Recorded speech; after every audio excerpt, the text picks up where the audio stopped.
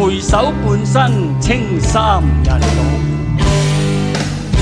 喺漫長嘅人生中，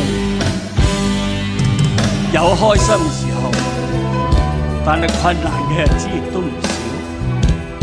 人生大概都係失意倍多，如意少。任何人，無論你琴日幾風光，亦無論你琴日幾失意，聽日天光嘅時候，你一樣要起身做返一個人，繼續生活落去。因為明天總比昨天好，呢個就係人生。人生原來同打麻雀一樣嘅啫，有東南西北風嘅。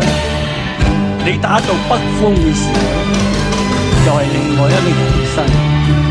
無論外邊發生咩事，管他喜怒哀樂，管他恩怨情仇，全部都當佢係菩提明鏡。